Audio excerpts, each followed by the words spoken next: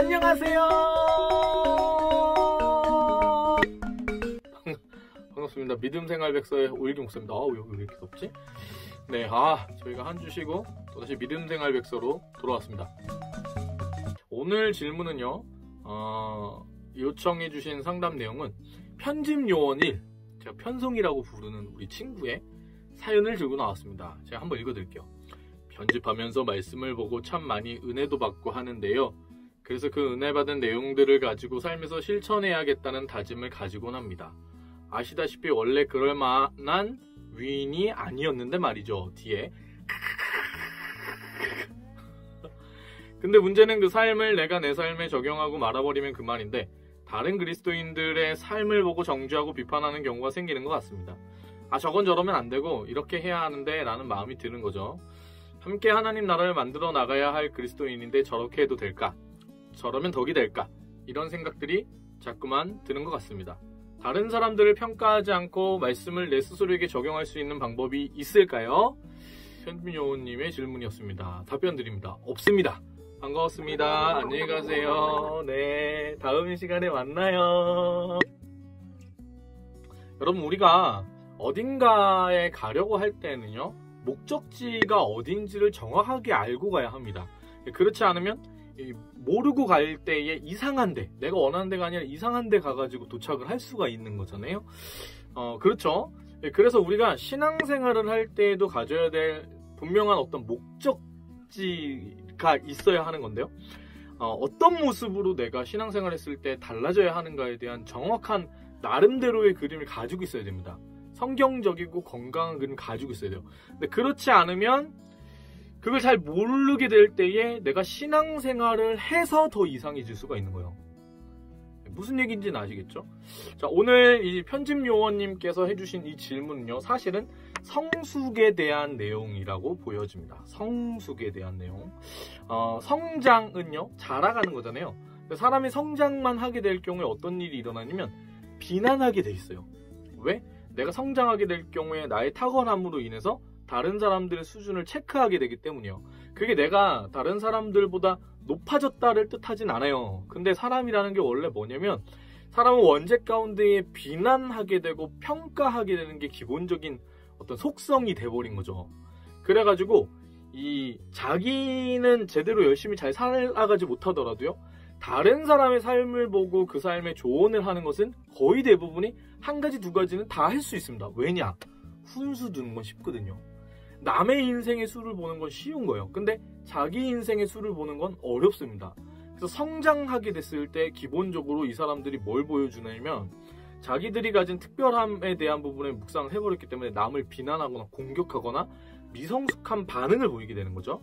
이게 이제 꿈의 사람 요셉이 그 형들과 아버지에게 했던 겁니다. 하나님의 꿈을 받아가지고 그걸 나누는데 성숙하지 않았던 거죠. 자기가 가졌기 때문에. 그래가지고 이 친구는 성장도 필요했지만 결국 이제 성숙하지 않은 걸로 인해서 하나님께서 그 장구한 시간 동안에 어떤 이야기들을 만들어 가시는 거죠. 요셉에 관련된. 그래서 성장은 어떻게 보면 비난으로 나아가는 길이거든요. 근데 성숙이라는 건요, 비난이 아니라 따뜻함으로 나아가는 겁니다. 성장은 어떻게 보면은 내가 휘두를 수 있는 검을 준비하는 거, 칼을 준비하는 거예요. 썰어버릴 수 있는 능력을 탑재하는 거거든요. 근데 이제 성숙이라는 거는 그 칼이 다른 사람들을 상하지 않게 하도록 칼집을 준비하는 겁니다. 이 칼이 누군가 어떤 사람의 손에 들려있느냐에 따라서 이 칼이 사람을 죽일 수도 있고 사람을 살릴 수도 있는 거거든요. 그래가지고 이게 이제 살인검이 되느냐 아니면 활인검이 되느냐, 이거는 쥔 사람에게 달려있다는 거예요. 그래서 이 칼집, 이 실력이라는 것을 쥔 사람, 성장해가지고 이 칼을 쥔 사람은 뭘 반드시 준비해야 되냐면 성숙이라는 칼집을 준비해야 됩니다. 그렇지 않으면은 이 칼을 아무렇게나 차고 다니면 자기를 상하게 하거나 다른 사람들을 막 상하게 할 수 있겠죠. 그렇겠죠? 그래서 성숙이라는 거를 준비해야 되는데 결국에 오늘 편집요원님이 한 이 부분은 여러 가지로 답변이 가능한데 가장 기본적인 답변으로는 신앙이 무엇인지 알면 해결이 되는 거예요. 신앙이 무엇인지 모르기 때문에 이상한 그림으로 나아가게 된다는 거죠. 여러분, 신앙의 성숙은 무엇으로 나타날까요? 신앙의 성숙은 무엇으로 나타날까요? 뭐 성경을 많이 알고 뭐 기도도 많이 하고 막 어쩌고저쩌고 뭐 그런 걸로 많이 나타날까요? 신앙의 성숙에 대한 부분에 기본적인 접근은요, 신앙의 성숙은 말의 성숙입니다. 네, 말의 성숙이요. 이거를 꼭 기억하셔야 됩니다. 신앙의 성숙은 말의 성숙이다. 그러니까 신앙적인 부분에 성숙을 잃었다, 나는 신앙적인 부분에서 대가가 됐다, 이렇게 생각하시는 분이 말로 사람들을 막 공격하고 너는 이게 문제고 너는 저게 문제야, 이렇게 이야기하는 분들이 있다면 그분은 신앙의 성숙을 이루지 못한 겁니다. 말의 성숙이 신앙의 성숙입니다. 그런데 이 말이 왜 이게 신앙의 성숙이냐, 이 말이 무엇으로부터 나오냐면 생각으로부터 나오는 거거든요. 생각하는 게 말로 나오게 되는 거예요. 그러므로 생각이 달라져야지 이 말이 달라지게 되는데, 생각의 변화는 관점의 변화에서 생기겠죠. 이 컵에 이 물이 절반 차 있는데 절반이나 있어와 절반밖에 없어는 보는 관점에 따른 생각의 차이잖아요. 그래서 관점의 변화야말로 생각의 변화를 가져올 수 있는 거라는 거죠.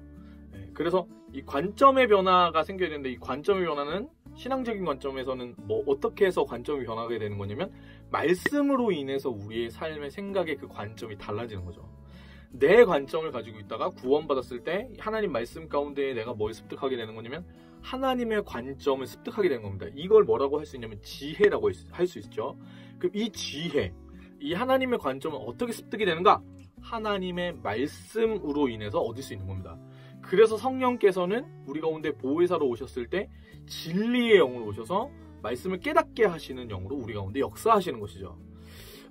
그러므로 여러분 말씀을 보셔야 됩니다. 저희 부모님들 세대나 저희 윗선배들 중에 정말 탁월하고 훌륭하신 분들이 많지만, 반대로 성령운동 가운데 이렇게 예수님 믿게 되신 그 이후에 좀 약간 이상한 모습들을 가지게 되시는 분들 거의 대부분이 뭐에 대한 부재가 이렇게 이어지게 되는 거냐면 말씀에 대한 부재가 그렇게 이어지게 되는 경우가 많이 있는 거예요. 그래서 이분들이 기도를 진짜 열심히 하셨는데 말씀을 전혀 모르게 되는 상황에서는 뭐가 생기게 되냐면 능력 대결로 이어지게 되는 거예요. 그러니까 내가 6시간 기도하니까 내 말이 옳으니까 넌 내 말을 들어야 된다, 이렇게 나올 수가 있는 거죠. 그러니까 이게 말씀이 들어가지 않은 상태에서 사람은 교만하게 돼 있습니다. 신비주의에 대한 추구함은 그렇게 가져오게 되는 거거든요. 신비주의만 가졌을 때. 기도가 나쁘다고 얘기하는 게 아니고요. 말씀이 중심이 되지 않은 기도는 위험할 수 있다는 거죠. 그거 꼭 기억하셔야 돼요. 그래서 우리가 말씀에 대한 부분을 꼭 알아야 한다는 것이죠. 그래서 참된 신앙의 성숙, 이 말씀이 들어갔을 때 나오는 그 성숙함이라는 건 말의 성숙을 이야기하는 건데, 그래서 여러분 이거 정확하게 아셔야 되는데, 신앙의 성숙하는 거는요 비난하는 게 아니에요. 왜냐? 비난하는 거는 처음 교회에 나온 사람도 목사님 설교가 이상하다고 비난을 할 수가 있는 거니까. 그걸 다 하는 거예요. 다 하는 거예요. 그래서 그걸 가지고 신앙의 성숙함이라고 착각을 하시면 안 돼요. 근데 이제 한국교회의 문제는 뭐냐면 신앙의 연차가 오래되면 오래될수록 뭘 하려고 하냐면 가르치려고 한다는 거죠. 이게 저의 문제였던 거예요. 저는 애초에 가르치는 병이 있어가지고, 야, 너 이게 문제고 너는 저게 문제다, 이렇게 가르치는 병이 가득 지금도 가득 차요. 아유, 이 지긋지긋한 이 죄인일 수밖에 없는 목사가 돼서도 바뀌지 않는. 근데 그게 문제라는 걸 알게 된 거죠. 이게 신앙의 성숙이 아니라는 걸 알게 된 거예요. 여러분, 그래서 신앙의 연차가 지나가면 지나갈수록 이분들이 하나님과의 관계에 있어서 더 깊은 교제와 하나님의 은혜를 누리는 것이 아니라 예배가 기쁨이 되지 않고 남들을 비난하는 것 가운데 나아가고 교회가 문제가 있다라고 얘기하는 어떤 그런 쪽으로 새 나가게 되는 이유가 신앙의 성숙이 정확하게 뭔지를 모르기 때문에 그래요. 비난하고 내가 가르칠 만한 것들이 눈에 보이고 내 생각이 저거 잘못됐다라는 생각을 하면은 내가 저거보다 위에 있는 거야 라고 생각하는 거기 때문에 이렇게 된 거예요. 그러면 신앙의 성숙은 뭐냐? 그거는요, 신앙의 성숙이 아니라 신앙이 후퇴하는 거예요. 뒤로 돌아가는 거예요. 잘못된 거예요. 잘못된 목적지에 도달하는 거예요. 내가 홍대에 가고 싶은데 서울대에서 내린 거예요. 이상한 거라는 거죠. 그러면 참된 성숙은 무엇이냐? 내가 너보다 나아. 내가 너보다 오래 믿었어. 내가 너보다 기도 더 많이 해. 내가 너보다 말씀 더 잘 알아. 이게 아니고요. 이건 신앙의 후퇴고, 참된 신앙은요, 소망이 없는 사람에게서 소망을 발견하는 겁니다.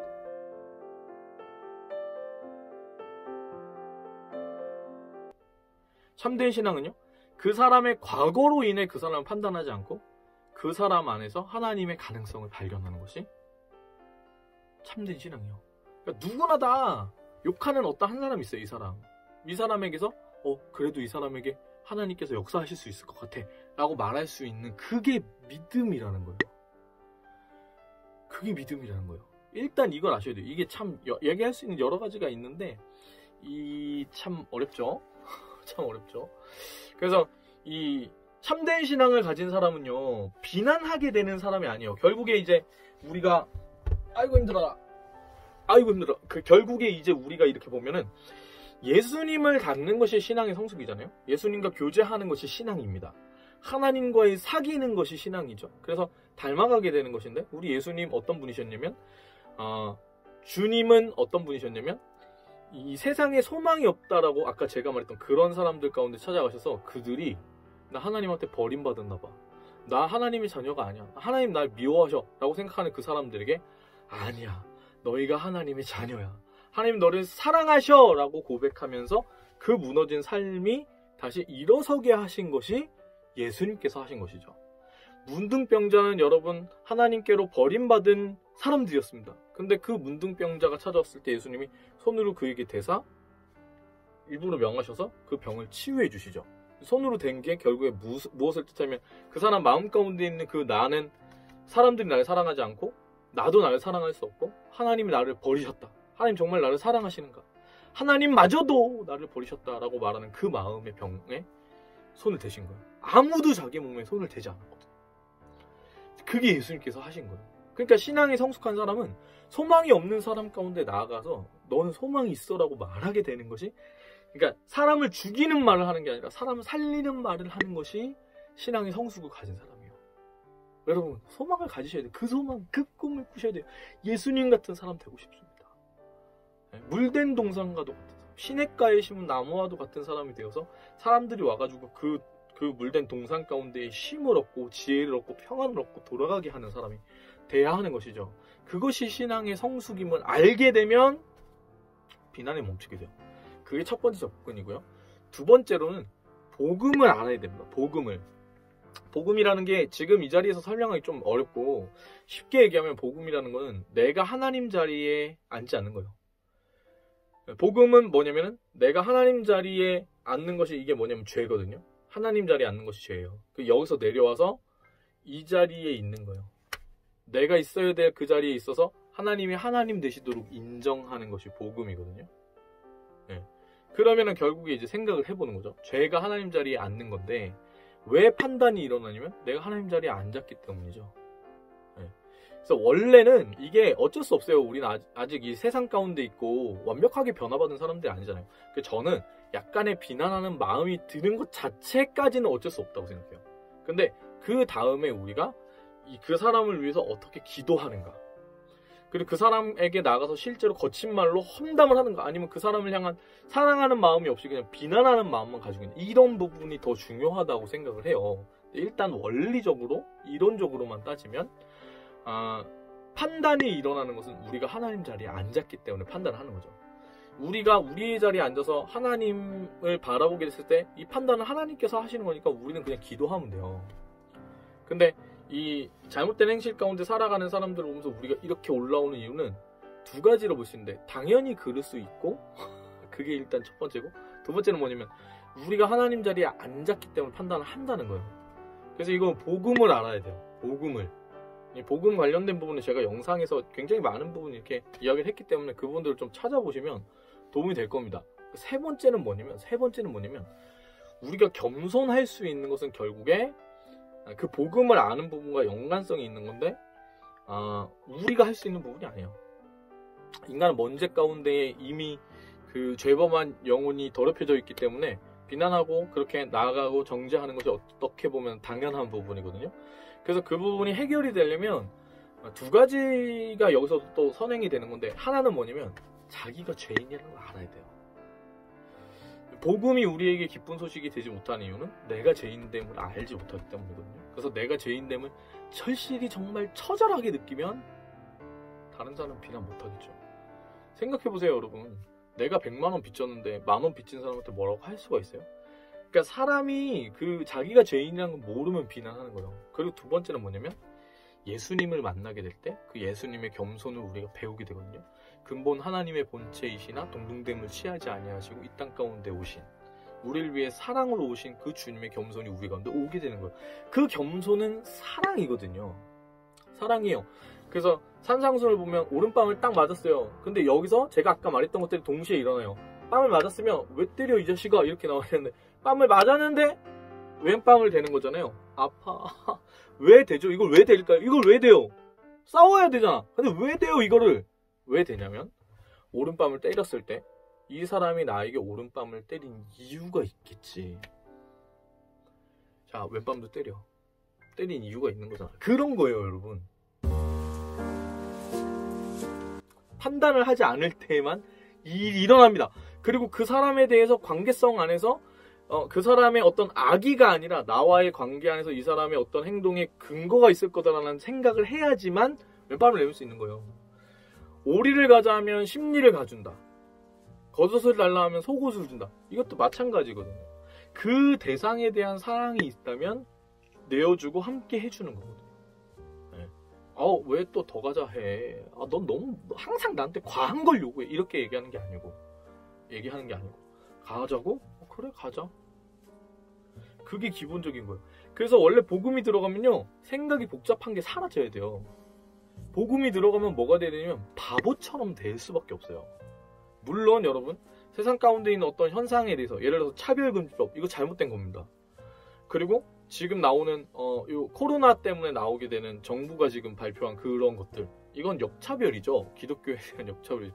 이런 부분에 날선 어떤 그것을 얘기할 수 있어야 되지만 복음이 들어갔을 때 사람의 기본적인 성품이 겸손하고 착하고 올바르고 순전할 수밖에 없게 되는 거죠.